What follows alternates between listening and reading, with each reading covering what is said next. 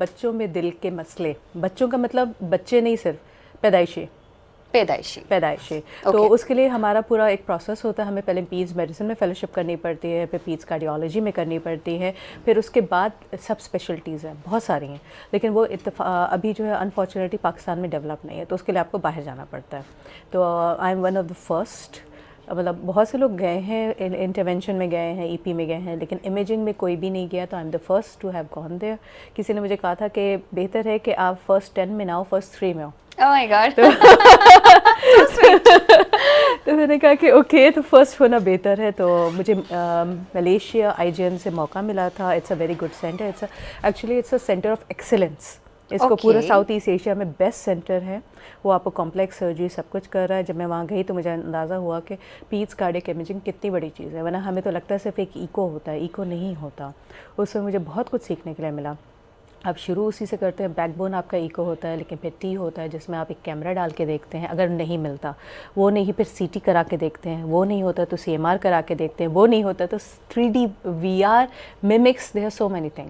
مطلب life it endless. ایک کے بعد دوسرے. ایم آر آئی بیچ میں وہ آ رہا ہے. اگر وہ بھی آ رہا ہے اور وہ بھی نہیں آ رہا تو ایک وی آر کے بارے میں جس پہ لوگ ویڈیو گیمس کھیلتے ہیں، اسی طرح آپ ہارٹ ڈالیں گے، سرجن آپ کے ساتھ ہوگا، انٹرونشنسٹ ہوگا، اور آپ بیٹھ کے اس کی جو ہے وہ پیچ کہاں سے لگانا ہے، اسٹنٹ کہاں سے ڈالنا ہے، پورا آپ امیجنگ کریں گے. اور اس کے لحاظ سے آپ اسی کے لیے ایک آرام سے اسٹنٹ آرڈر بھی کر سکتے ہیں. مطلب اٹس سو مینی پاسبلٹیز. دنیا بہت آگے جا چکی ہے. اور اس کے بعد اس کا پرنٹ بھی نکال سکتے ہیں. پرنٹ نکال کے آپ دے دیں تو کیا ہے مطلب اس کا ایکچولی پرابلم یہ ہے کہ پیڈز کارڈیک امیجنگ جو ہے نا بڑوں، اچھا سب سے بڑا امپورٹنٹ یہ ہے، بڑوں میں اور بچوں میں بہت مختلف کازز ہوتی ہیں. ڈیفینیٹلی ٹھیک ہے نا. نہیں، لوگوں کو یہ اندازہ نہیں ہے. باڈی آرگنس کے علاوہ کاز بھی الگ ہے. مطلب جس کی وجہ سے دل کا مسئلہ، یہی تو انٹرسٹنگ بات ہے. یہی تو اچھا، بڑوں میں نا عموماً شریانوں کا مسئلہ ہوتا ہے، موسٹ لائکلی کارنریز انوالو چیزیں ہیں. بچوں میں یہ مسئلہ نہیں ہوتا. صرف وہ ہارڈلی 1% ہوتا ہے. مینس 99% جو آپ کے دل کی بیماریاں ہوتی ہیں اس میں سوراخ ہوتے ہیں، رگیں تنگ ہوتی ہیں، رگیں الٹی آ رہی ہوتی ہیں، کہیں اور جا رہی ہوتی ہیں.